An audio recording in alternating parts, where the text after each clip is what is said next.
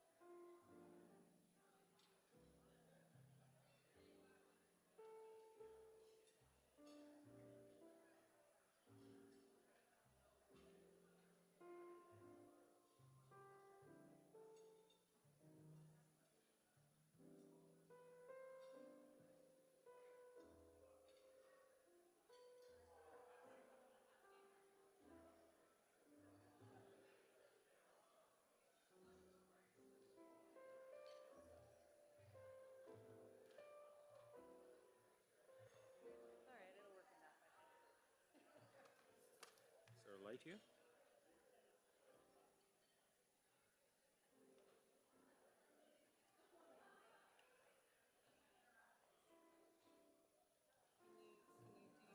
It'll be okay. I thought this was a light here, but it's not. Maybe it is.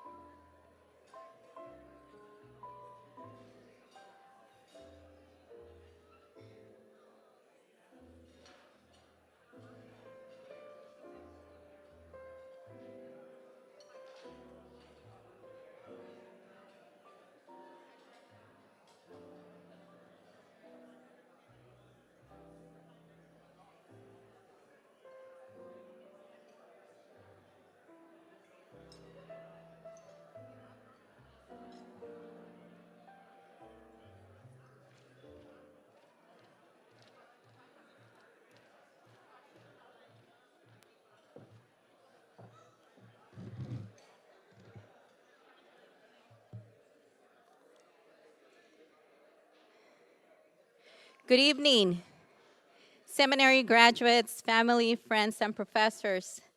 My name is Lucy Carrillo, marriage and family therapy graduate. I would like to welcome you to Gala night. We have longed for this special day to arrive. However, we couldn't have done it without the support of you, family, friends, and professors who have motivated us and prayed for us throughout this journey. Thank you for being here tonight and celebrating with us in person and virtually. For us graduates, this journey has not been easy, and it has been a journey of sacrifice, commitment, personal and spiritual growth. For some of us, the journey through seminary has been a little longer and with many challenges and self-doubt of whether we could accomplish this. Thanks be to God, we have met our goal, and it feels great to celebrate with all of you. Thank you for being here today, and welcome to this celebration of us. Congratulations, Seminary Class of 2023. We did it. Enjoy the special night.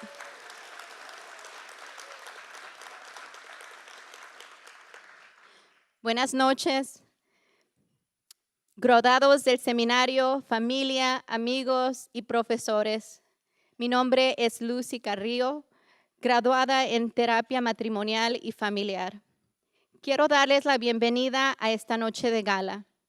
Hemos anhelado que llegara este día tan especial. Sin embargo, no lo hubiésemos podido lograr sin el apoyo de ustedes, familiares, amigos y profesores que nos han motivado y han orado por nosotros a lo largo de este camino.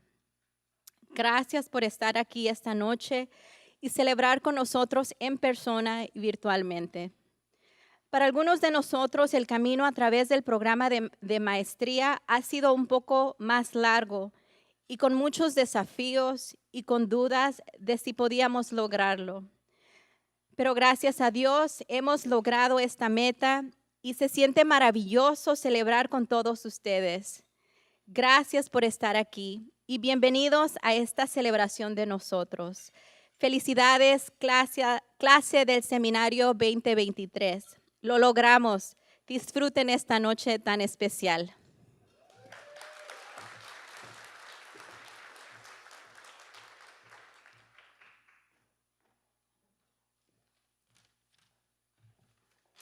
Good evening. My name is Andre Stevens. I am the president of Fresno Pacific University, and I'm honored to be among you tonight to celebrate this milestone in your life's journey. So I join the entire FPU community in congratulating you. No doubt some of your work has been done during the pandemic. And I just want to say and pause and say that your dedication, your perseverance, especially during and through the pandemic, has been so inspiring to us. And as Lucy just shared, we recognize that you did not achieve this alone. You have family and friends and supporters who are with you, who help you to make it through this journey. But I also want to recognize our marvelous faculty and dedicated staff who've walked alongside you through your academic journey. They've invested in your lives, and they've prepared you for a life of influence. So can we please just thank our faculty?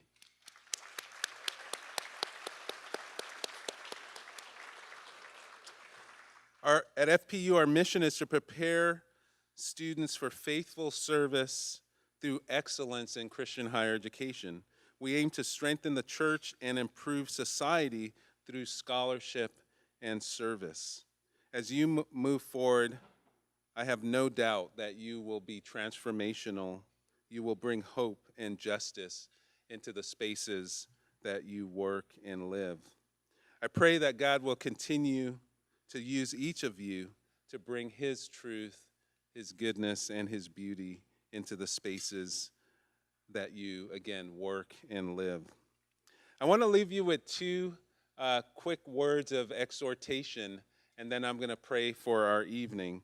And these are the two words, and they're from two thoughts, I should say, and they're quotes. One is from Catholic theologian John O'Donohue, an author.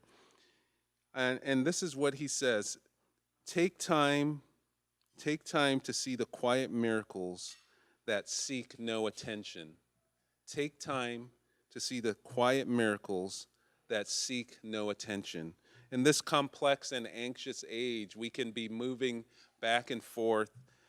We miss the work of God in these quiet moments. So my first word of exhortation, a quote from John O'Donohue: take time to see the quiet miracles that seek no attention. The second is from Dietrich Bonhoeffer, and I think it's connected. He says, we must be ready to allow ourselves to be interrupted by God. We must be ready to allow ourselves to be interrupted by God. He goes on to say, remember, God will be constantly crossing your paths and canceling your plans by sending you people with claims and petitions. You may have your best day, your best week, your best month, best year, or best life planned. But we must be ready to allow God, be ready to allow ourselves to be interrupted by God. I'm grateful again for you saying yes to FPU. I'm grateful that you've been here. We are better because of you. And we celebrate you tonight. And again, on behalf of the faculty, the staff, the students, I offer my heartfelt congratulations on this achievement. Well done, and God bless you. Let me pray for our evening, and then I'll turn it over to the next speaker. So let's pray. God, thank you for tonight. Thank you for your great love for us. And I do thank you for the students who have come to FPU, and as they leave now, God, I pray that those things that are of you, that were good and true and beautiful from FPU, they will take with them into their spheres of influence, their homes and churches and workplaces and neighborhoods, God. I pray that as they do work in ministry and counseling, God, that they would know you deeply, and they would be people who do justice, love mercy, and walk humbly with their God. And I do pray that you would let them see miracles, God, that you would give them eyes to see and ears to hear those things that you are working out for your kingdom purposes. And so we bless them tonight. We honor them. We honor their families and friends, and we certainly congratulate them on this achievement and pray Godspeed. Amen.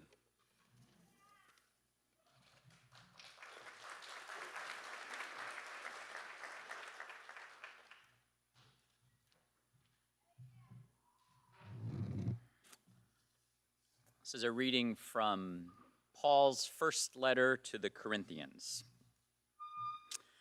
If I speak in tongues of humans and of angels, but do not have love, I am a noisy gong or a clanging cymbal. And if I have prophetic powers and understand all mysteries and all knowledge, and if I have all faith so as to remove mountains, but do not have love, I am nothing. If I give away all of my possessions, and if I hand over my body so that I may boast, but do not have love, I gain nothing. Love is patient, love is kind, love is not envious or boastful or arrogant or rude. It does not insist on its own way. It is not irritable. It keeps no record of wrongs. It does not rejoice in wrongdoing, but rejoices in the truth. It bears all things, believes all things, hopes all things, endures all things. Love never ends. But as for prophecies, they will come to an end. As for tongues, they will cease. As for knowledge, it will come to an end. For we know only in part, and we prophesy only in part. But when the complete comes, the partial will come to an end. When I was a child, I spoke like a child, I thought like a child. I reasoned like a child. When I became an adult, I put an end to childish things. For now we see only a reflection as in a mirror, but then we will see face to face. Now I know only in part, then I will know fully, even as I have been fully known. And now faith, hope, and love remain, these three, and the greatest of these is love.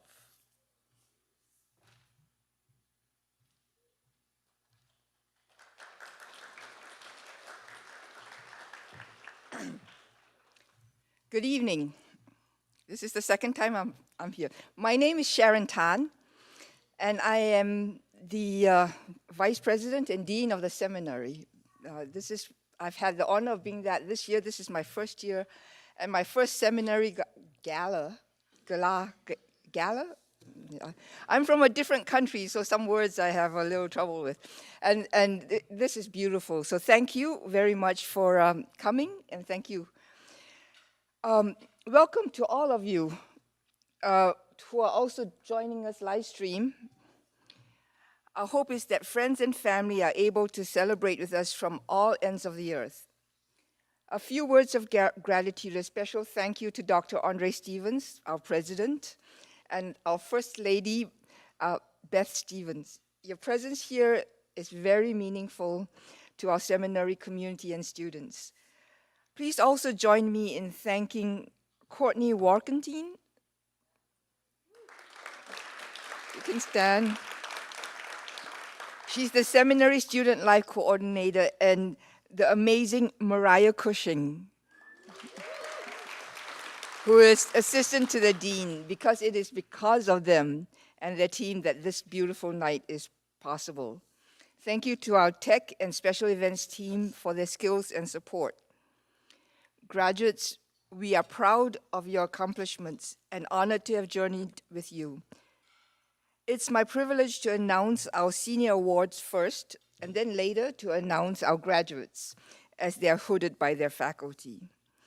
But before that, we have a very special faculty speaker tonight. And he needs no introduction because he's not only distinguished by his own right as a prolific author in biblical scholarship, biblical Greek, pastoral and denominational leadership, but he's well loved by his colleagues, students, friends, and family, and all of you have had him in your class, and you can attest that what I'm saying is true. Tim Geddert is the longest standing faculty member currently serving in the seminary for a few weeks more. And after 37 years of service, he will return retiring in June. The seminary community chose Tim as their faculty speaker this year because of his love for God, his kingdom, his community, and creation. Dr. Geddert, please come forward and share with us. Thank you.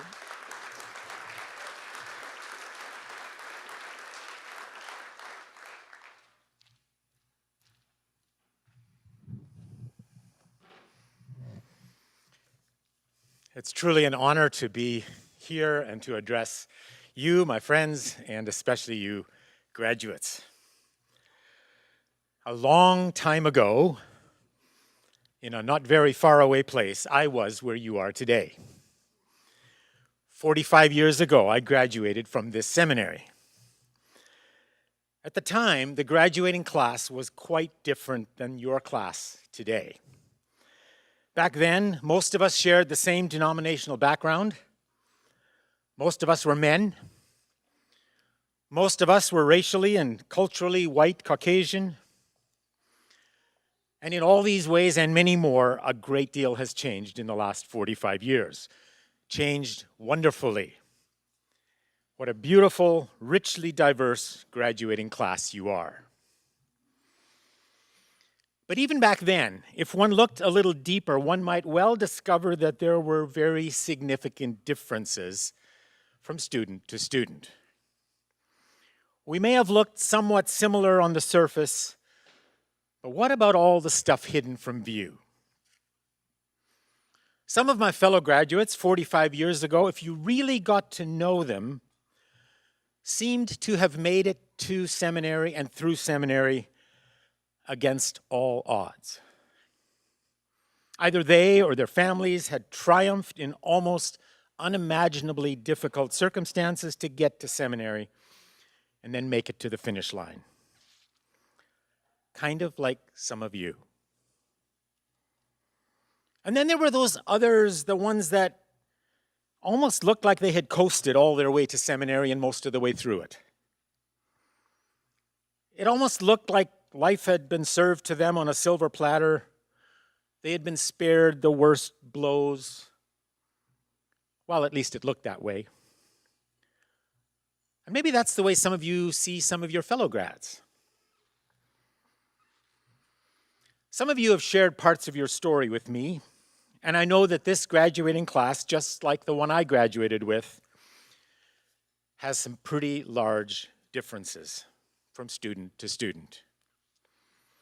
Some students seem to have arrived at this graduation day along a much smoother path than others have. At least it seems that way. I want to describe two students who attended seminary at the same time I did. I actually know these two quite well. And as I describe them, I suspect that some of you will detect similarities between one of them and your own story. I've chosen to call these two students Ted and Jim. And they will help me illustrate the main point I want to make this evening. And that is this: God is faithful in all the circumstances of our lives, no matter how unfair life may seem. Faithful through good times and unimaginably hard times. And God has an amazing ability to redeem our backgrounds and our life's circumstances so as to shape us into the image of Christ and use us for the greater good of God's kingdom. So let me introduce these two students. The first one's named Ted. Now, Ted was not born in the United States, and his first language was not English. It wasn't an easy process, but Ted did finally acquire a green card in his mid-30s. When Ted arrived here at the seminary, most of his fellow students would probably not have easily guessed a whole lot of things about his background. Like the fact that his parents didn't speak any English in their homes growing up. Like the fact that Ted's father was born in extreme poverty in a repressive country. In fact, his father's family was trafficked, forced into hard labor, slaving for a corrupt regime that had driven them from their homeland. His two older siblings had already died before he was born, and years later, his two youngest siblings died of disease and harsh weather conditions. So that's just a bit about Ted's father. Now, Ted's mother was a little bit more fortunate, but only because her family got out in time. She was born in a safer environment, but that's because her parents escaped persecution when she was a toddler.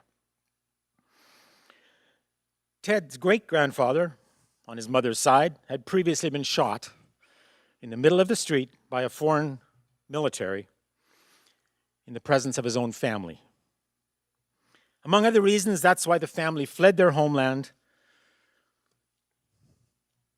They wanted to have a new chance. And maybe it's because of their similar backgrounds that Ted's parents married and raised their own family. During his growing up years, Ted's parents tried their best to shield him from the fact that they were growing up as a very poor family in a very poor village. They sacrificed deeply so that their children could be clothed and fed and given a chance for a decent education. Ted's father worked 2 and sometimes 3 jobs, totally unsuited to his skills and disposition, but he had no choice. The bills had to be paid. Worst of all, Ted's dad sometimes had to perform physically challenging jobs, even though he himself was physically challenged as a result of childhood polio. So that's a bit about Ted's background. So when Ted got to seminary, you really could say it was against all odds. and he became the first in his family to earn a master's degree. Now contrast that with Jim. Jim was born and raised in one of the most stable and richest countries in the Western Hemisphere. He grew up in the safe environment of a rural village where the whole village truly did raise its children.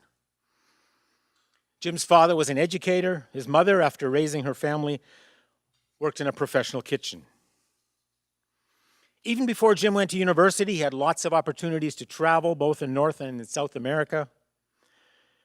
Jim and his 5 siblings all went to university. It was just assumed that they would. During his high school and university years, Jim studied 4 different languages, although he really only mastered 3 of them. Along the way, he learned to trade and established his own business so that he could easily pay his way through undergraduate studies and seminary studies. In fact, he graduated without any student debt. It really must have seemed to his fellow students that Jim kind of had all the advantages. Life isn't really very fair, is it? 2 students, both attending this seminary right here, the same time I did. And I suspect that Ted and Jim might well represent the range of students in that graduating class 45 years ago, and perhaps also the range of students here. Some of you have overcome enormous disadvantages and challenges to make it to this day. And some of you have been blessed with so many advantages, though of course you still had to do all the hard work. Now, graduates, I'm not quite sure which of these 2 you most easily identify with. I'm guessing there's some of each, and probably a few in between. But whatever challenges you've faced, regardless of how large or how small they may have seemed, first of all, congratulations, you made it to the finish line. But here's the deal. We don't get to choose the family into which we're born. We don't get to choose the culture, the social class, or the country. We don't get to choose most of the conditions of our childhood. There really are a lot of things in this fallen world that are truly unfair. Lots of Teds and a lot of Jims. And of course, not only in graduating classes, a whole lot of them never make it to university. But God is there for all the Teds and for all the Jims. And God can redeem the tragic circumstances of life, the really tragic circumstances, and use them to shape us and mold us for God's higher purposes. And then use us to serve those around us and the generations that follow. One of the courses that almost every seminary student takes is called The Church and God's Mission.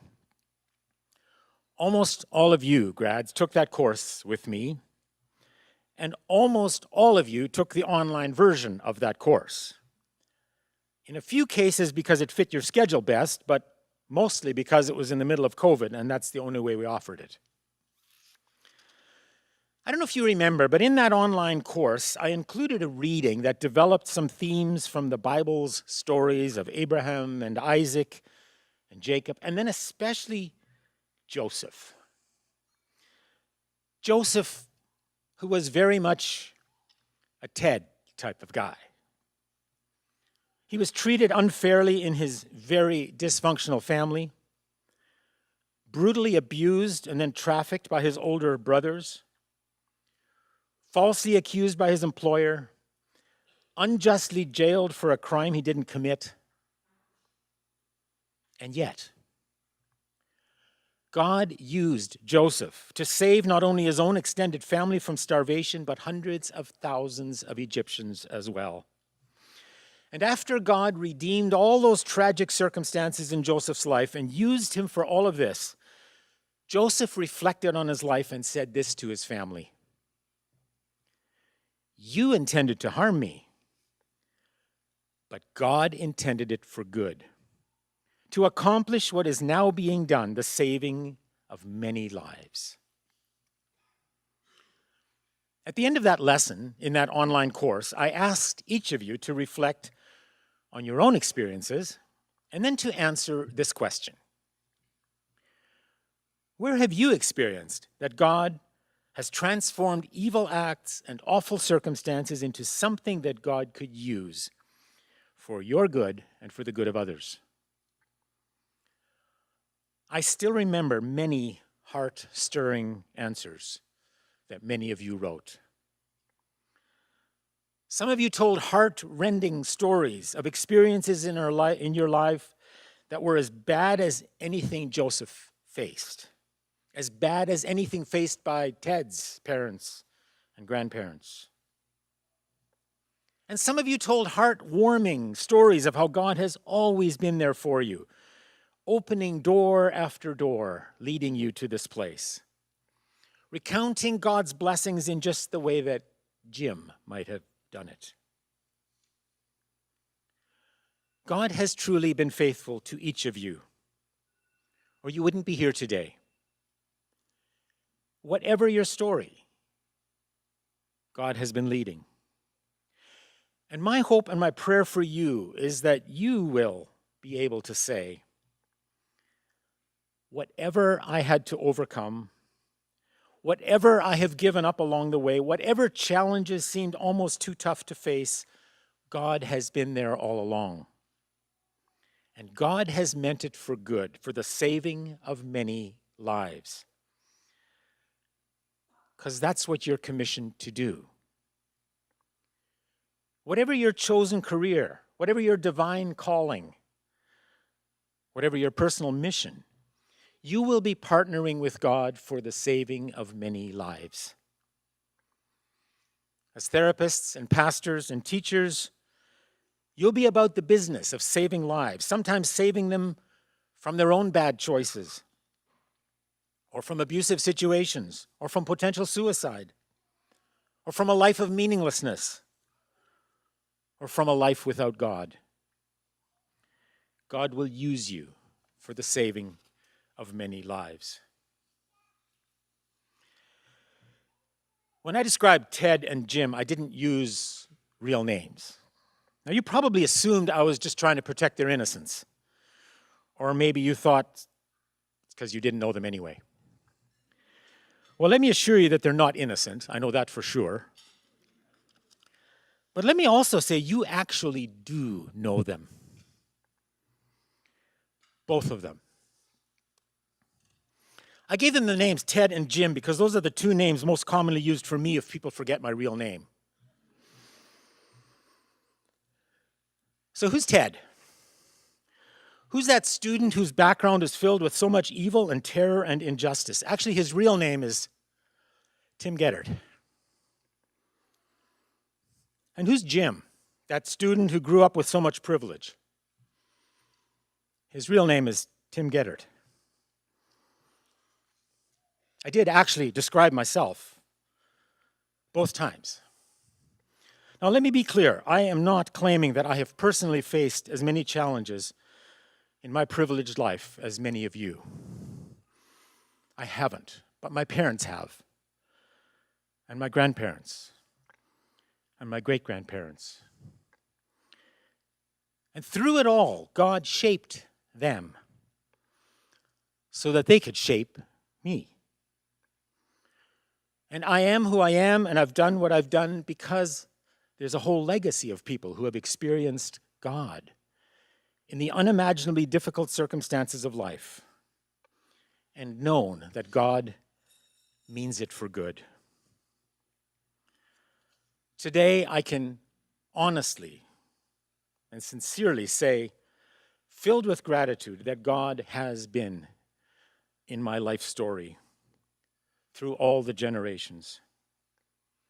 God has been there when my great-grandparents were being exiled or shot and killed, when my grandparents were persecuted or internally displaced, when my parents started out in a new country, learned a new language, trying to provide for their family by sacrificing so much so their children could have opportunities they never had.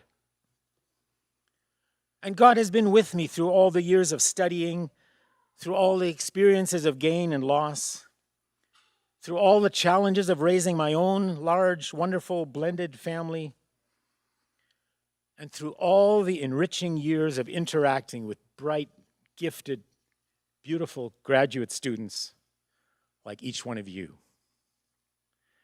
And God has brought me to this day rejoicing. Graduates, this weekend you are experiencing one of the great markers along your life's journey, graduating with a master's degree. I covet for you that when you reach another milestone, perhaps 45 years from now, on the other end of your career, that you'll be able to look back at all the disadvantages you've overcome, all the advantages you've leveraged, so that you could be a faithful servant of God, knowing that although in this life there is still so much that's not fair, God can work with all the circumstances we face for the saving of many lives. Amen.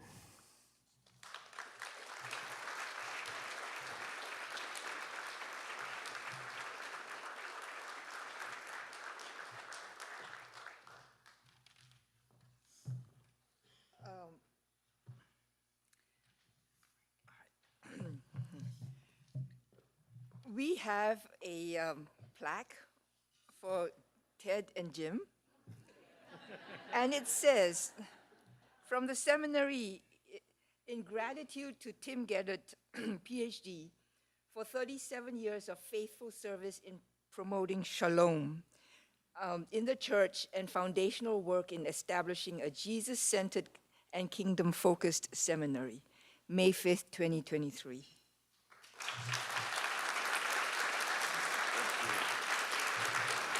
Thank you.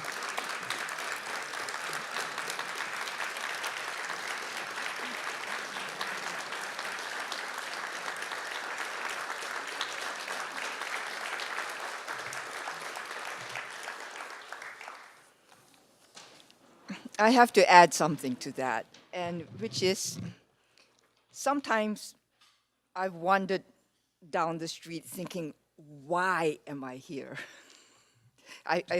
Why did you bring me here? Why am I here? Sometimes when I've dealt with some problems.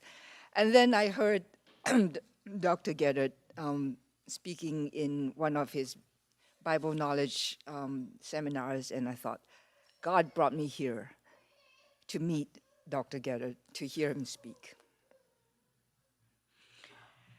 Okay, now I would like to introduce our outstanding graduates. Fresno Pacific University outstanding graduates are recognized for their academic achievements, Christian character, leadership potential, service to others, and embodiment of the Fresno Pacific idea.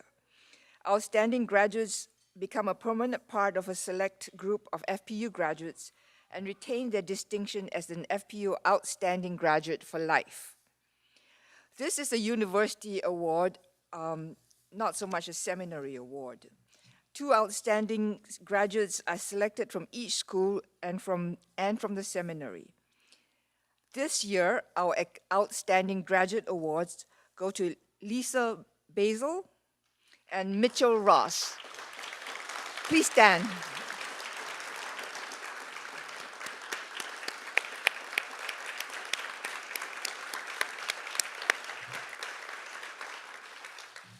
We've invited each of our outstanding graduates to say a few words to us, and we'll go by alphabetical order.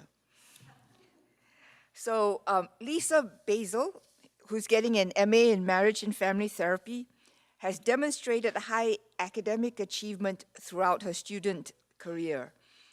She has consistently been a creative, energetic, inquisitive, well-prepared, and well-respected member of her classes.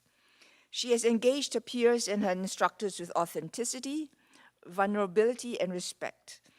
She has sought through her personal life, ministry, coursework, and practical MFT experience to pursue Christian faith and psychology integration. She maintains an active engagement in various creative and innovative forms of ministry in Fresno and beyond. She has demonstrated a high value for the church, the gospel, and Christian ministry, even while also seeking to grow in her understanding of faith and being willing to examine her call on the church to lean into its areas of weakness. She's currently an MFT trainee at Link Care Counseling Center, as well as operations manager at Solomon Advising. And here are a few fun facts about Lisa. She is co-host talk radio show on KMJ 580 AM 105.9 FM, which also streams and podcasts, every Saturday at 11 a.m. called The Joe and Lisa Basil on KMJ. Now, Joe is her husband. He's called husband. She was co-star in a movie with Joe on Tubi called The Demon Stalker Chronicles.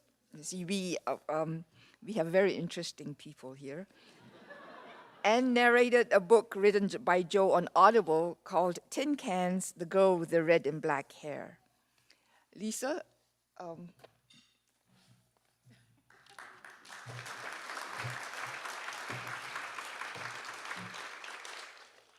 Thank you. When I was asked to speak here today, I felt honored to be a representative for the graduating Marriage and Family Therapy class. The 19 practicum students were split into two class sections, the Tuesday group, as they were so affectionately called, and the Wednesday night class, or whatever you guys nicknamed us. Even though some of us haven't seen much of each other during practicum, we have had a lot of classes together over the years. There have been a lot of memorable moments, including some life-changing lessons, tearful realizations, hand cramps from writing feverishly in Dr. Galley's 3-hour exams, aha moments from Cheryl's real-world wisdom bombs, crying when Dr. Rose would lean in during a role play, you know the look, muscle cramps from carrying all the books Dolores loaned you, doing emotional gymnastics as you went from laughing to grief with Dr. Lindbergh, and frustrated outbursts at the practicum retreat after Dr. McGrady showed us how to make a succulent terrarium. But your succulent project just wouldn't come together, and you got so angry at that piece of garbage you were making that was supposed to bring you peace and joy until your friends around you helped to make it a little better and encouraged you along the way. Okay, that was just me. I think I was still mad from the sound bath. I still do have that wonderfully sad-looking creation, and it does fill me with joy as I remember my classmates joining in with my frustration and offering support and laughter as they encouraged me to keep the little mouse figure with the black holes for eyes that seemed to stare into your soul just because it made me laugh. I actually brought him here tonight. He's in my purse. In order to try to best represent the graduating MFT class of 2023, I asked my fellow students to sum up their experience in their own words. I know I asked at a crazy get your last assignments in on time, so not everyone participated, but here are some sentiments from your fellow classmates in which I think we can agree we will hear parts of our own stories reflected. From Alyssa. The seminary has been a place of healing and restoration as we learned how to bring healing and restoration to our future clients. From Matt. This is much more than a program. It is a ministry that effectively sends out disciples to help the world heal.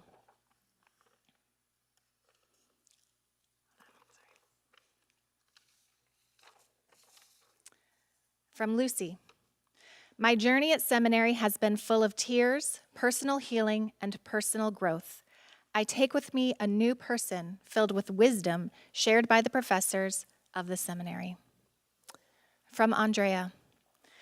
It's hard to capture every way I've grown in just a couple of sentences, but it was life-changing for me to know friendship here and to find healing in all the times friends looked after me when I thought I wasn't seen, cried with me when I assumed the thing that hurt didn't matter, and helped me find color in the simplest things. As a counselor, I will take with me the power of community to reshape the broken with hope and healing. And finally, from Esther, I will be taking an extensive amount of knowledge and a great experience. In my heart, I will forever hold a community of people, FPU, who guided me, respected me, and provided me with educational and spiritual support throughout my entire time in seminary. Thank you to my friends for sharing your thoughts. To summarize in a few words, all that I will take with me as I fully transition into being a professional marriage and family therapist, I will remember to document everything. Just breathe. Trust the process. Trust that God is working in me and in the lives of my clients. And to periodically water my succulent plants that are holding on for dear life. Thank you, faculty and staff of Fresno Pacific Biblical Seminary. Thank you, friends and family, who have supported us, prayed for us, and sacrificed for us to be able to get to this moment. Thank you, dear professors of both the MFT program and the Bible and theology professors who have held us up, poured into us, and challenged us along the way. Because of all of you, we are equipped and ready to effect change in our world, one client at a time. Congratulations, class of 2023. I am honored to have walked this journey with you and look forward to many, many more memories together in the future.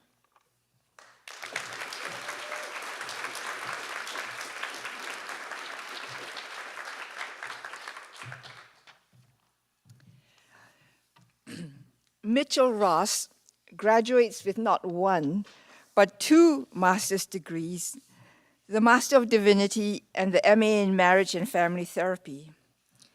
He has distinguished himself to those he meets and serves as the embodiment of a truly pastoral orientation. He displays solid academic skills and has done more academic and vocational training than nearly all seminary graduates do. He exemplifies a healthy integration of Christian faith and psychology, commitment to Jesus' kingdom, and holistic human flourishing. He has a positive and encouraging spirit with his fellow classmates, a gift for communication, and takes wise oversight of God's people in need as the care pastor at Northwest Church in Fresno. His capacity to express himself in personal relationships and in exploring academic material, to act as a professionally trained partner in ministry, is welcome, unusual, and engaging. Academically, spiritually, and interpersonally, he epitomizes the best of Fresno Pacific Biblical Seminary. Mitchell.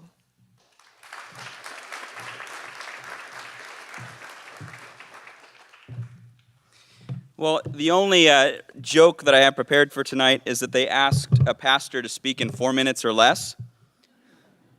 So I will do my best. So when I showed up at the seminary, there were a few things that I did not expect. I didn't expect to experience a global pandemic. That one I didn't see coming. I didn't expect so many late fees from Student Financial Services, but I've spent some time reframing that, and I consider it now my personal contribution to the meal tonight. You're welcome. Just kidding. I didn't expect to become an Anabaptist. Lynn, you succeeded. I didn't expect to make so many incredible friends in the process. And in all seriousness, I did not expect to leave a different person than I came.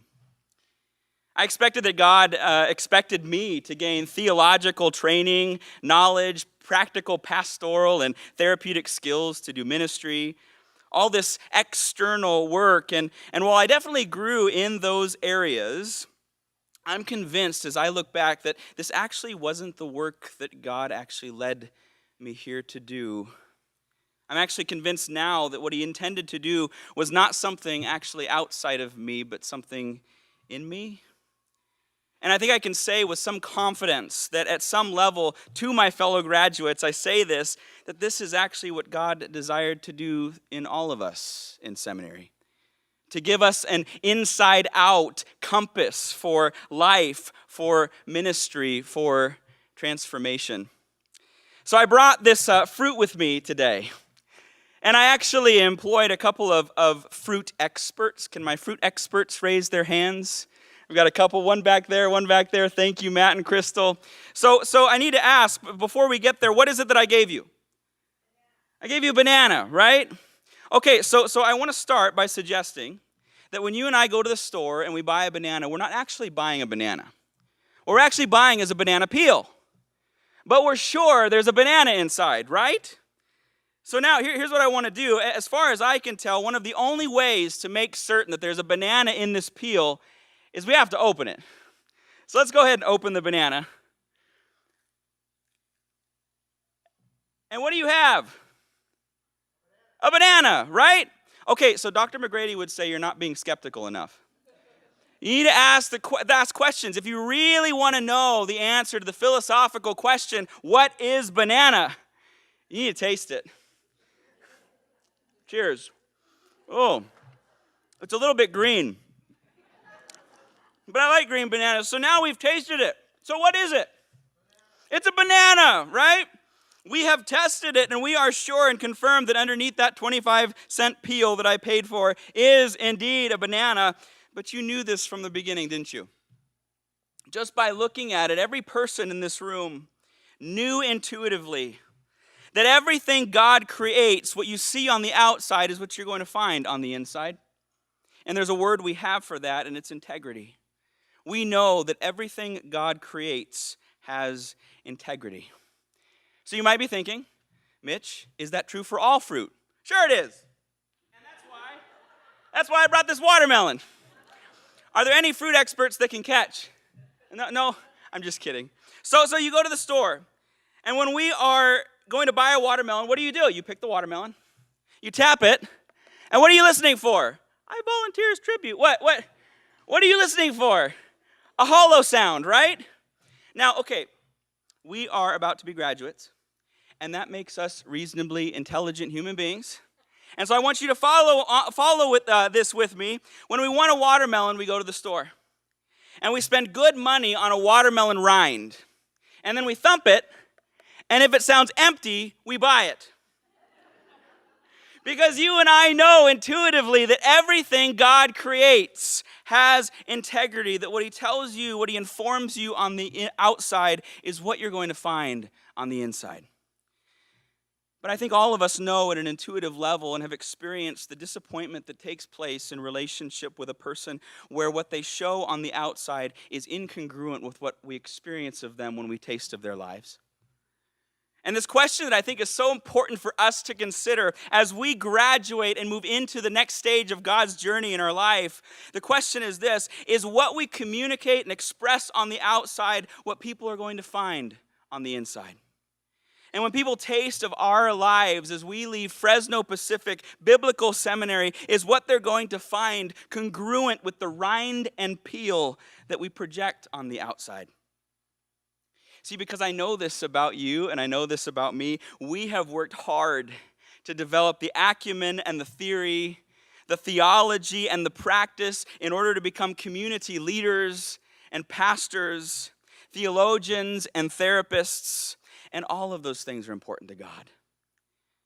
But I want to suggest to you this evening that Jesus is actually less concerned with what letters adorn our names, what degrees hang on our walls. In short, he's less concerned with the rinds and peels we clothe ourselves in, because what God has done in this seminary journey and what he desires to continue doing is to use all those things to form and inform our internal world, to make us inside out people, a people that when the world looks on and sees how we pastor and how we lead and how we therapize, how we manage our affairs, how we order our loves, how we exercise these degrees, are simultaneously informed of an internal reality.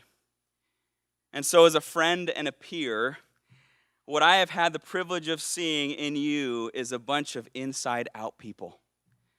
What I have seen on the outside as your friend is what I have found to be true as I've gotten to know you, and I'm so thankful for all of you. But I'd like to present this exhortation to us. May you and I commit ourselves to continuing to allow God to form us into inside-out people, so that when the world tastes of our lives, tastes of what God has done in seminary in us, they might experience God at work. They might experience life. They might experience shalom. They might experience a miracle. Congratulations, my friends, and thank you.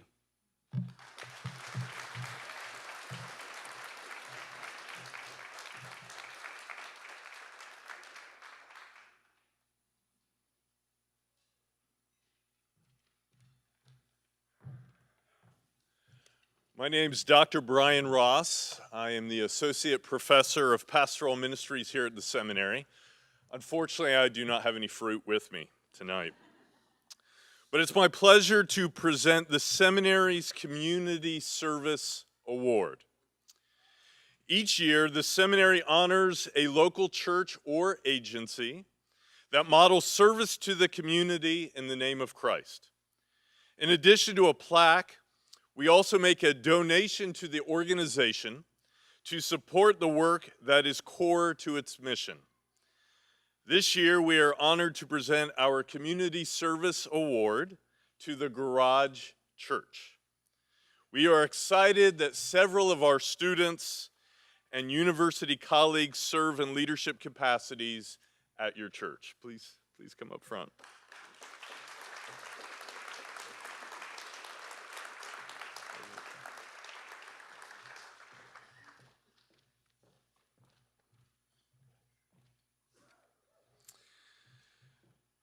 No, please stay for a second. Pastor Patient, we revere your mission to be a disciple-making, multi-ethnic, intergenerational community that seeks the transformation of our city, one person at a time. We applaud your clear commitment to Jesus, your third way approach to ministry in a culture that is increasingly divided, and your skill at fostering a vibrant spiritual community for everybody. And your thriving ministry to young adults is certainly a sign of the Spirit's work. You exemplify kingdom-oriented servant leadership as all of your highly gifted ministers serve as volunteers. We know of no other church in our region quite like you. I've worshiped in 98. And I know of no other like your church. And we are proud that a number of our friends are a part of this other-centered ministry. You are truly making our city a better place to live.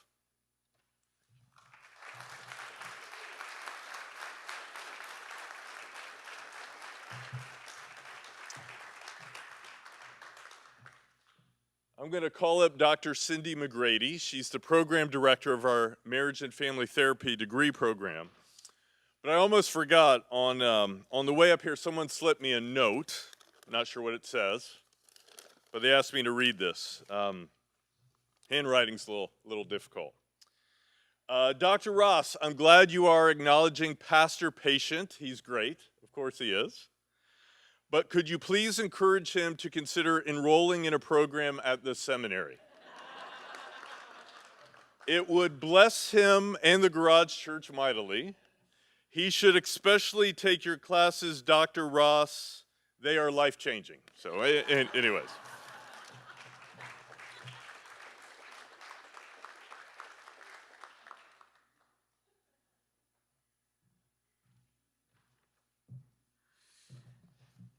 Hello, everyone. I have a pretty good idea who wrote that note, Patience. So, good evening, Lisa and Mitch. Y'all are great. You did such a good job. Thank you for representing everybody. I have the pleasure to give out the Mental Health and Integration Award That is an award that honors individuals who have made a significant contribution to the dialogue of mental health and ministry. The award pays tribute to an outstanding member of the community who has substantially influenced the implementation of theological integration within mental health and treatment modalities. And this year, we are very pleased to honor the Reverend Dr. David Bruce Rose with this award. So, Dr. Rose has had knee surgery, but we're going to ask him to make his way slowly up here. And as he's coming up, I'm going to tell you a little bit about him.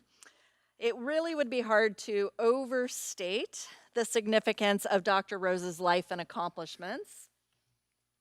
You can turn and face. I'm going to talk about you a minute.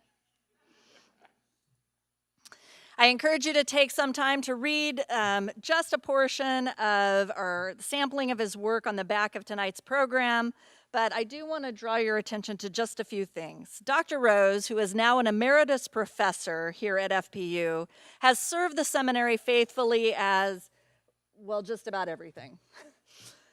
He's been an adjunct, he is an advisor, he's a classroom instructor, a lab mentor, a practicum coordinator, an associate professor, a community liaison for us, and program director himself for the Marriage and Family Therapy Department for almost 20 years.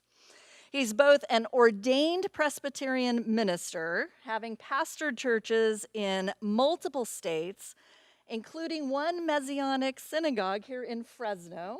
Did I say that right? Okay, thanks. And a licensed clinical psychologist whose counseling expertise has benefited more populations than I can name. Dr. Rose is Jewish and was the first in his family to trust Jesus. He has served on local, state, national, and international board of directors, all related to increasing cultural awareness, religion, and psychology. But most importantly, at least to me, Dr. Rose has taught and mentored hundreds of students into the counseling profession. His impact in the community and the world has been multiplied tenfold through those he has commissioned and sent out to work as ministers through their therapeutic efforts with others. For you see, Dr. Rose shepherded in the understanding that counseling is ministry. And those who engage the profession, at least out of his program, do so because they've been called by God to minister as Jesus would by meeting others in their despair, their brokenness, and their marginalized states. Dr. Rose stands as the embodiment of integration in his teaching, in his writing, his work, his worldview, and his lived experience. His commitment to students' clinical education has always extended beyond their graduation through financial gifts to a scholarship made on their behalf each time one of them would pass a licensing exam. So 19 of you pass your licensing exams and he'll make a contribution. That scholarship is now being renamed in his honor, the Mary E. and David Bruce Rose Clinical Honor Scholarship, and that's going to be awarded to a student each fall who excels in clinical promise. Thank you, Dr. Rose. Your passionate commitment to Christ-like service, expertise in integration, heart for students' clinical excellence, and very presence brings light and life to all. We're pleased to honor you tonight as the 2023 Mental Health and Integration Award winner, and I would love it if you had a few words of encouragement for us. Okay, so, can you get up here? Okay.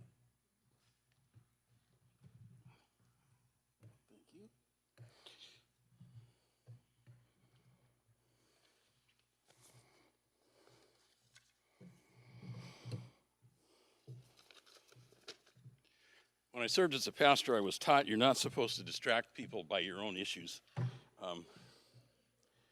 It's been a long road this last year getting back to being able to walk, and I'm almost there. So, yeah, I'm going to stand up here. Wow. Mary and I want to thank you for the honors that you're giving us today. Tom Schaefer, a well-known Fresno psychologist, said what we want to say when he was given an award by the Fresno Area Psychological Association.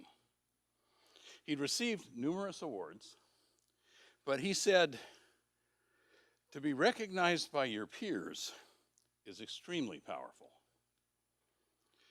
To be recognized by our peers for integrating Christianity and clinical excellence in counseling is particularly rewarding for us.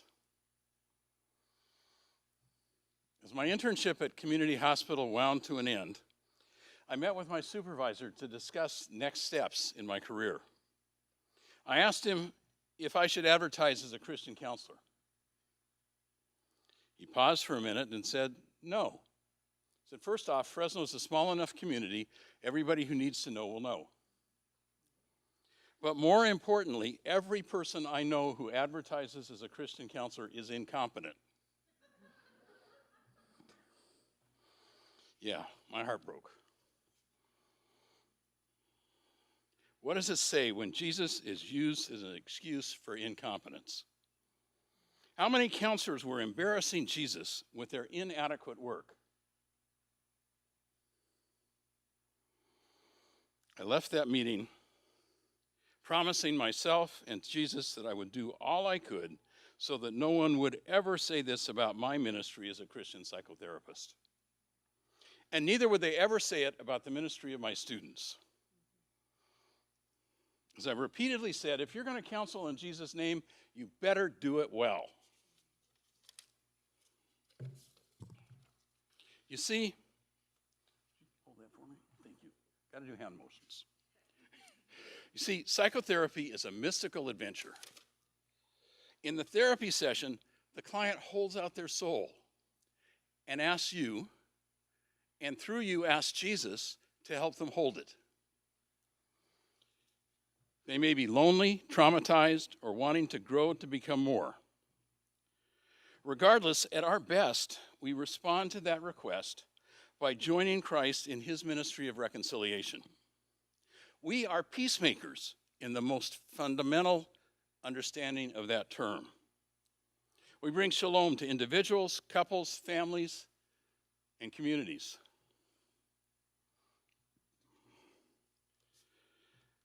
Being a peacemaker in Jesus' name is hard work. I think any of the MFT grads can tell you that. It requires skill, knowledge, wisdom, faith, and our own shalom. But when we get it right, Scripture says we are called children of God. Thank you for calling Mary and me children of God.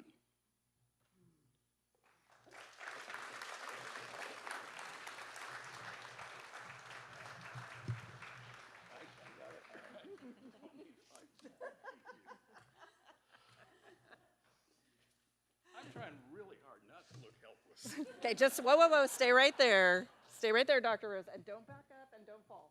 No falling. We know the knee surgeries were serious, so we're just grateful to see you standing with us today.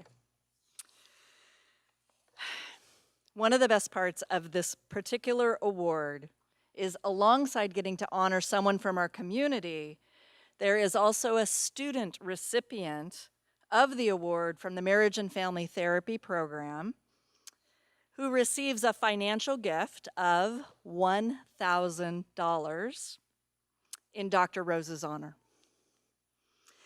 The student designee is someone who has shown great promise in their ability to integrate faith and healing in their counseling work during their practicum year, in their conceptualization of cases, and in their future clinical practice.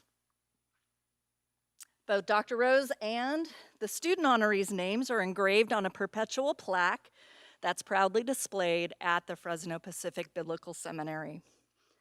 This year's student recipient is Carrie Medeiros. Carrie, would you please come forward? Yep.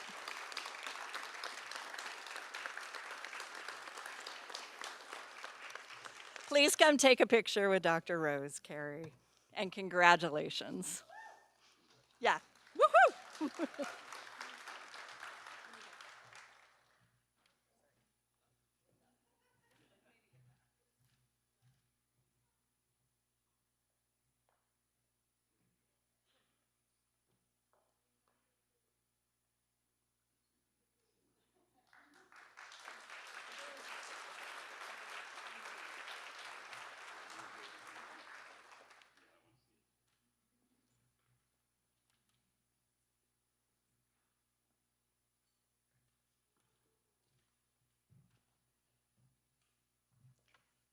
Our next award is the Bob and Dorla Cross Excellence in Education Award. The award honors Dr. McGrady's parents, Bob and Dorla Cross, and is made to a student with a demonstrated commitment to the pursuit of excellence within themselves and in their educational achievements. In other words, that high level of insight and personal growth that promises significant contribution to the counseling field. This year, the award goes to Maria Nunez.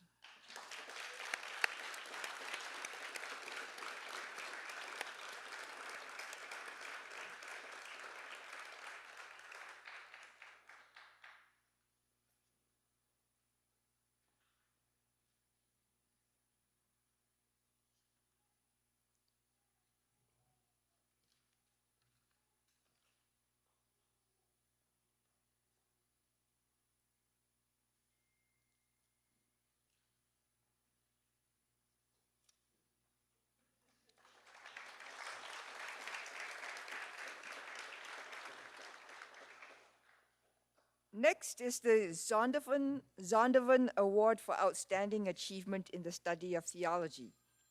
This person gets their name on a perpetual plaque and a book of their choice. I hope that's not my phone. This year, it goes to Nicole Alvarez.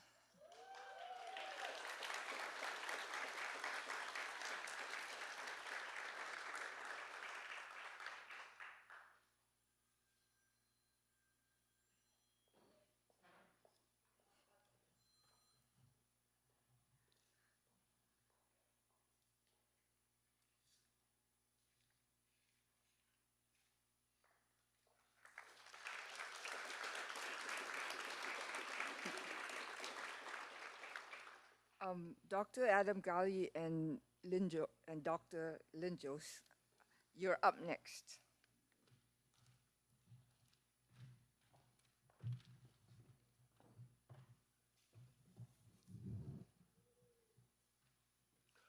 I'm Lynn Jost. I'm professor of preaching in Old Testament. And I'm Adam Galley. I'm associate professor of marriage and family therapy, and I did bring some fruit up here.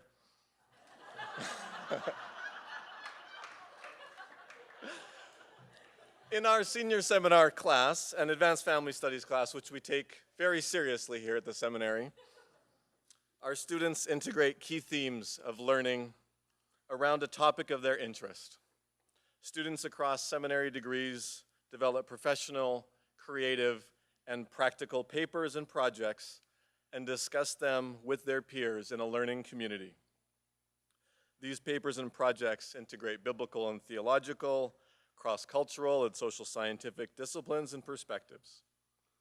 Each year, papers and projects take on challenging contemporary issues in ministry and therapy, such as trauma, biblical interpretation, cultural differences, identity formation, and church ministry to underserved groups.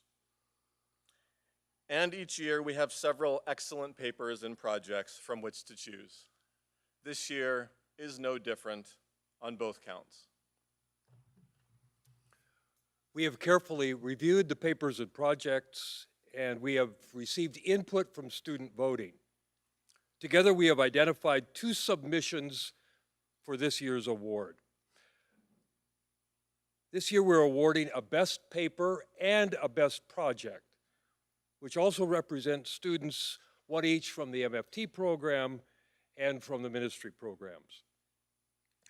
The winner of the best project created the website invitebringcompel.com to help churches develop ministries for families with children with disabilities.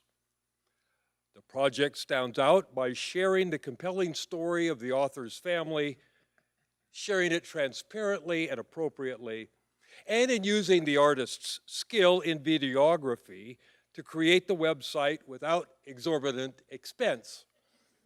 This artist author and the winner of the best project is Lana Grunau. Start coming forward.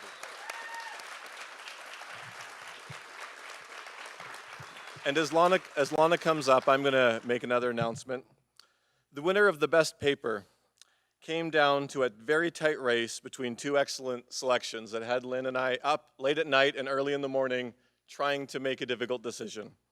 So before I name the winner, I do need to recognize an honorable mention to Andrea Rupert.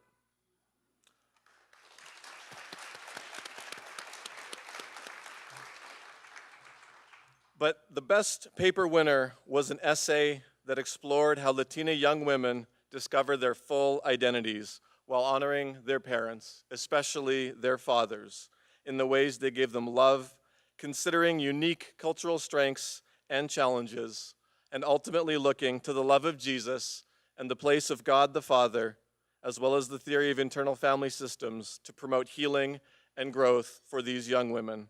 The winner of the best paper is Eileen Rodriguez.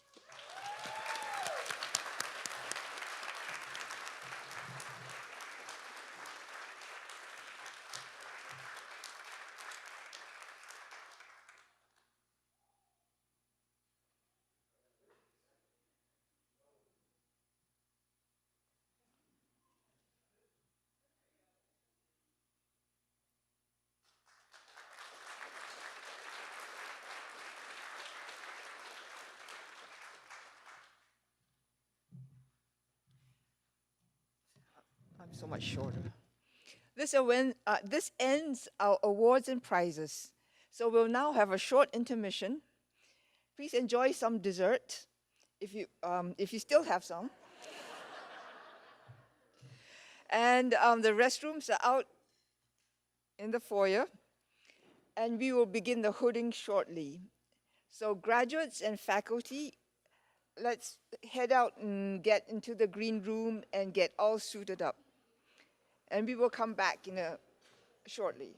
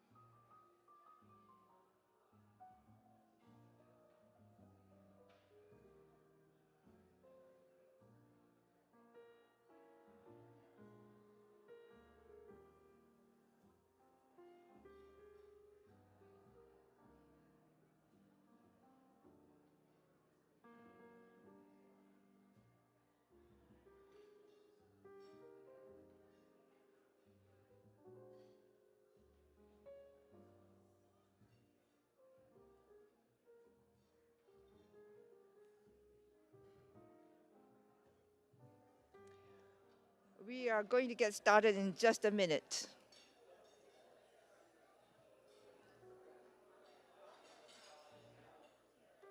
So please take a seat. We are moving on to the second half of our program.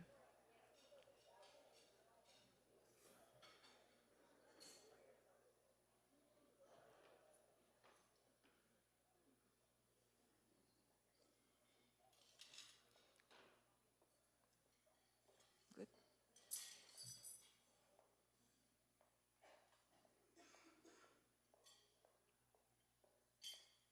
Okay.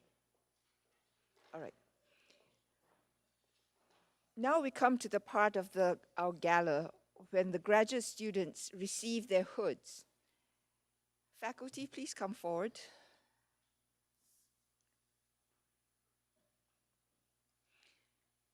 The graduation gowns are normally black, although that you will notice that faculty gowns are colorful, embodying their institutional colors. The master's gowns are black, and its sleeves reach nearly to the wearer's knees and are square at the ends. Apparently, Dr. McGrady told the students that I would tell you why that is so. I Googled it, and they said the master's robes have long sleeves because they're master's robes. However, the real truth is that, pay attention, the long sleeves are actually pockets for money. That's when teachers used to go around collecting alms. And it's true, pockets for money. So now you know what to do with those pockets after we finish later today. The inner lining of the hood is lined with the institution's colors, while the border indicates the field of learning in which the degree was earned. The caps are distinguished features of the graduation attire. The black tassels are for bachelor's and master's degrees, while doctoral degrees may have varying colors. Ethnic sashes are worn over commencement regalia to represent the student's ethnic background. Okay, graduates, please come forward. And as your name is called, a faculty member will step forward and you will hand them your hood, and they will hood you. You will then walk to receive your gift and stand and wait with your classmates for a photo. Grant Davis Jr., Master of Divinity.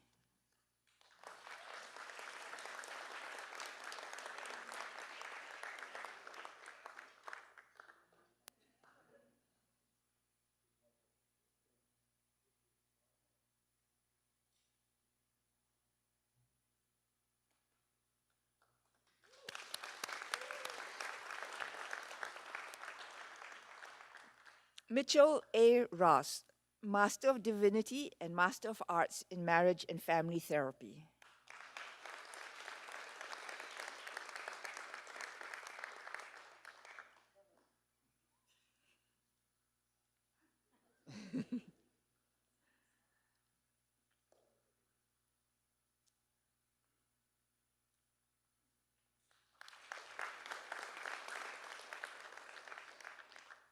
Crystal Shipley Gutierrez, Master of Divinity.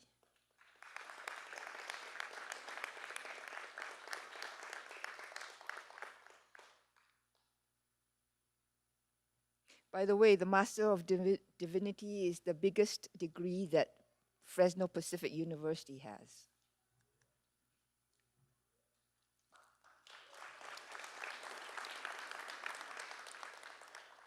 Los Hongsan Maonotoa, Master of Arts in Christian Ministry.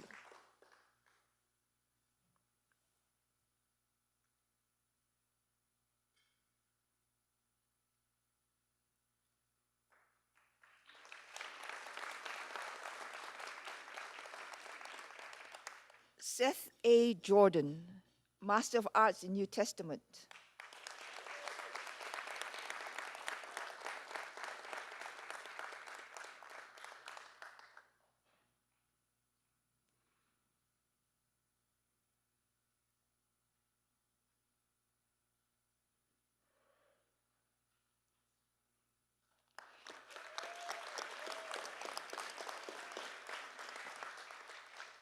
Launa Grunau, Master of Arts in Community, Leadership, and Transformation.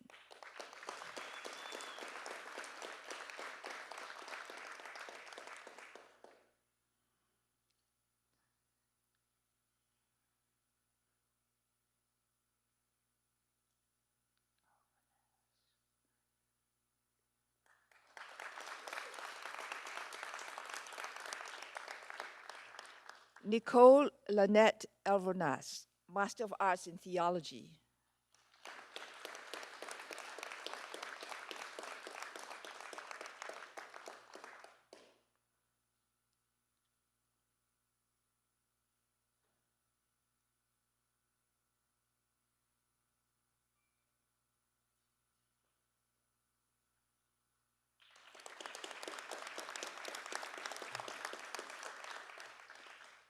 Elisa R. Ballas, Master of Arts in Marriage and Family Therapy.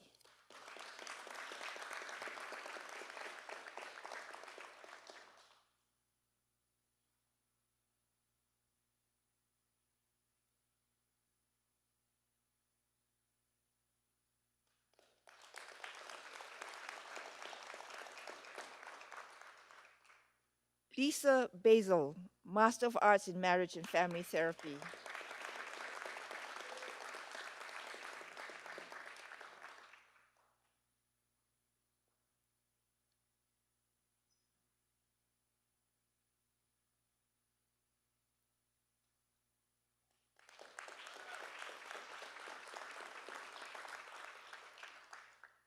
Melissa Chavez, Master of Arts in Marriage and Family Therapy.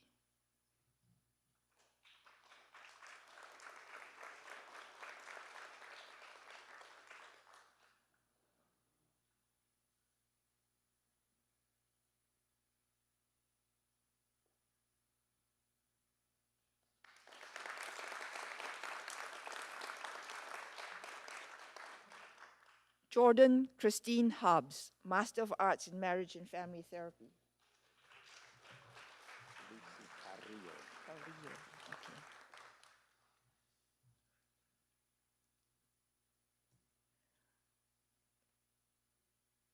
Lucy Carrillo, Master of Arts in Marriage and Family Therapy.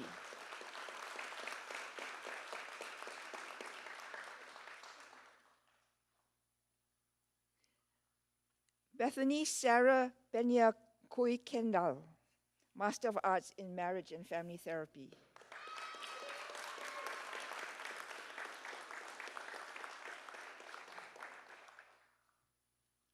Carrie A. Medeiros, Master of Arts in Marriage and Family Therapy.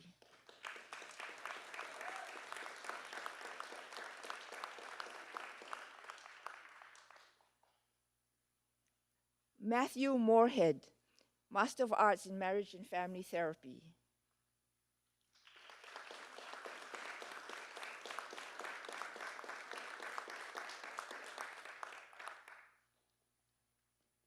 Maria E. Nunez, Master of Arts in Marriage and Family Therapy.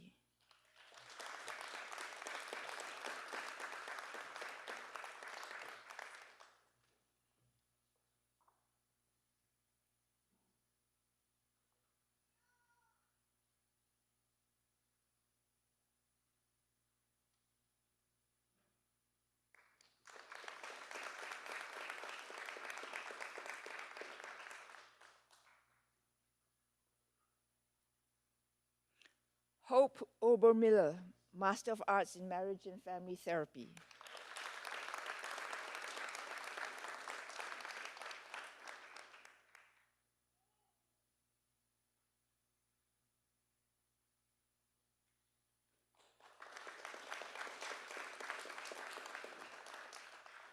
Monica Padilla Gutierrez, Master of Arts in Marriage and Family Therapy.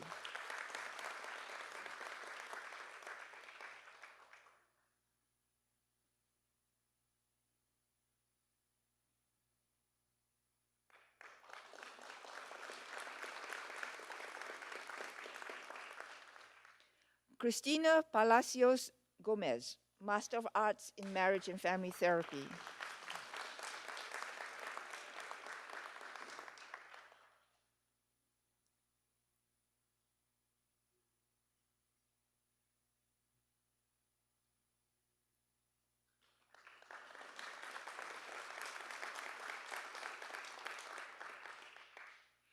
Jessica Renner, Master of Arts in Marriage and Family Therapy.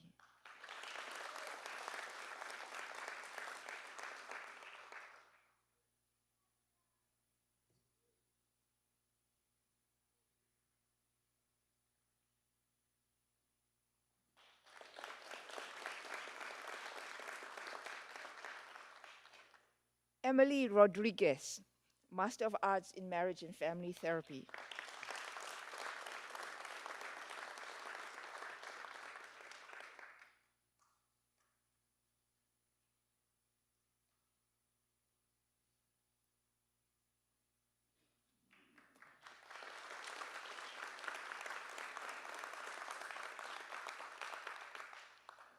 Eileen Rodriguez, Master of Arts in Marriage and Family Therapy.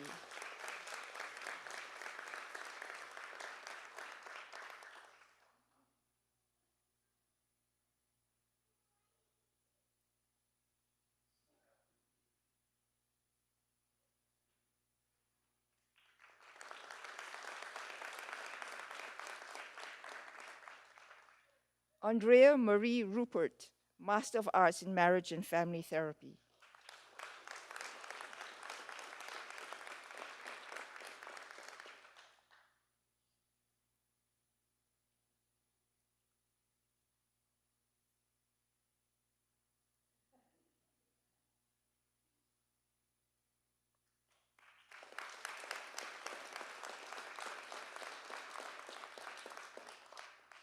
Angelica F. Sison, Master of Arts in Marriage and Family Therapy.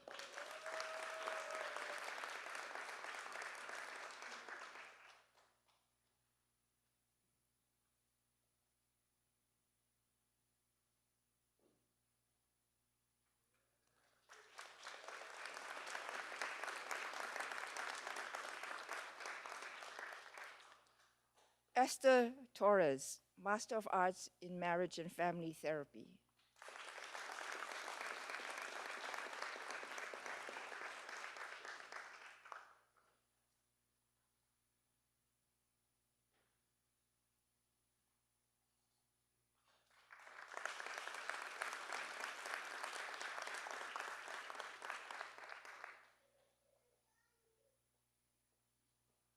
Graduates, please come to the stage for a group photo.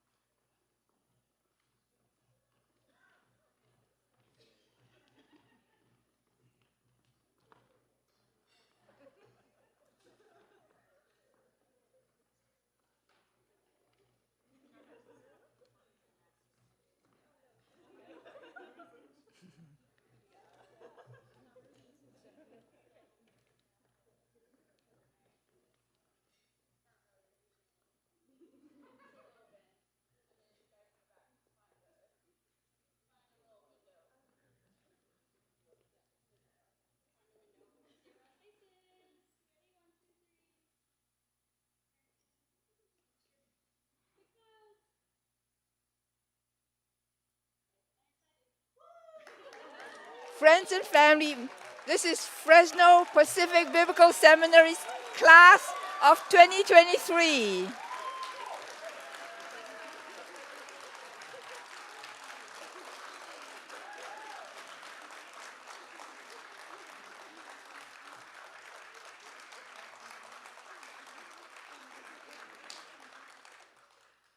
Graduates, you may find your seats.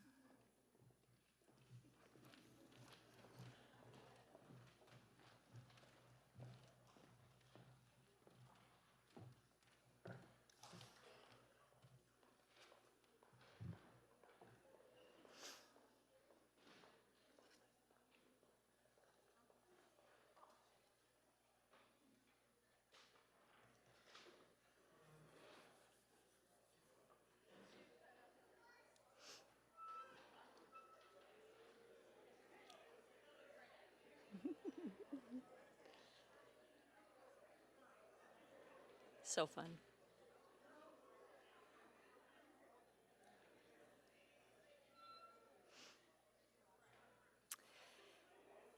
Good evening, distinguished guests, esteemed faculty, and most importantly, the graduating class of 2023. Congratulations on completing your graduate degrees. I want to welcome each of you to the Fresno Pacific Alumni Association. Many of you received your undergraduate degree from Fresno Pacific and are already members of the Alumni Association. But others of you are joining us tonight, so welcome. As you graduate and leave your cohort peers, classrooms, and Zoom rooms behind, we want you to stay involved and engaged as FPU alumni. There are a variety of ways you can stay informed and connected to the seminary and the university. From social media and emails, to volunteering and mentoring, to auditing classes, and even alumni trips. You will hear more about these opportunities in the coming weeks through the Alumni News and Pacific Magazine, so I encourage you to watch for these communications. For those of you wearing a medallion tonight on your graduation gown, I want to say a special thank you to you. That medallion recognizes you as a donor. For 78 years and counting, Fresno Pacific has thrived because of generous and ongoing support from alumni just like you. So thanks. As alumni, you are joining thousands, literally thousands of graduates known around the world for skill in peacemaking, for wise, effective, and ethical leadership, and for generous and compassionate service. We celebrate your achievements today, and I am confident your lives will inspire future generations in your communities and around the world. May God bless you, and as you embody the kingdom of Christ here on earth as it is in heaven. Congratulations.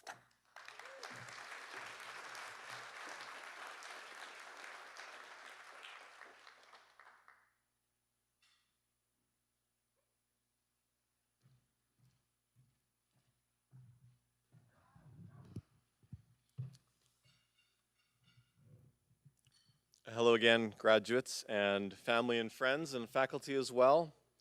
I'm honored to have been asked to lead us all in a ceremony of commissioning for our graduates. As you will have noticed in your program, we are reaching the end of our evening. In just a minute, I will be asking everyone to stand as they're able to participate in the commissioning ceremony. And just to give you a heads up, our formal program will conclude when we finish the commissioning, and you will be released for more pictures and hugs and greetings with friends and family and one another. Our commissioning ceremony is a brief but heartfelt practice for sending our graduates out into the world. Indeed, I would say it is a sacred practice, honoring the unique ministries and missions that God has ordained for each of these graduates to bring forth God's message of love, reconciliation, healing, and peace. By God's grace and through the academic and practical work and the spiritual formation that they have undertaken here, our graduates have been prepared to go out into the world and to continue and extend God's kingdom. Because God's love goes out from and returns to community, everyone here tonight is a participant in this commissioning ceremony. We all have lines to say and roles to play in this ceremony and in the life that follows. So please take a minute and take a look on your tables. Please take out your insert. It's the one that says Community Blessing on the top. The backside says Honors Scholarship Awards.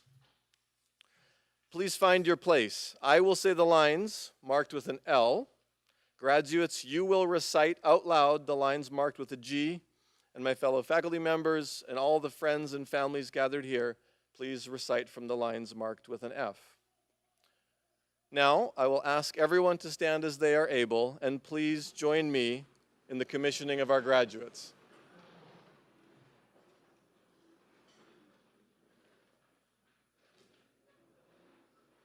Graduates, in faith, you have answered the call of your Creator on your life.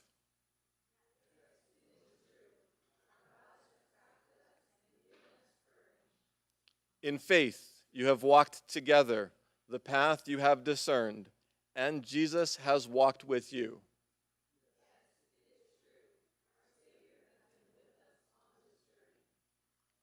In faith, a song of restoration has grown in your hearts for a world that longs for God's healing Spirit.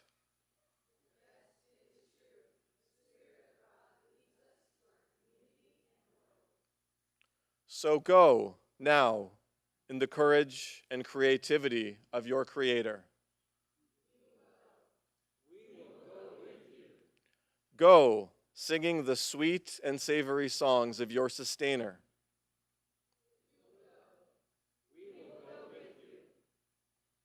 Go to the ones you love and to the ones no one seems to love. We pray for strength, courage, and joy, and that God may prosper the work of your hands. Go in peace. Thanks be to God, and amen. Thank you, everyone. Congratulations, graduates. Have a great evening. God bless you.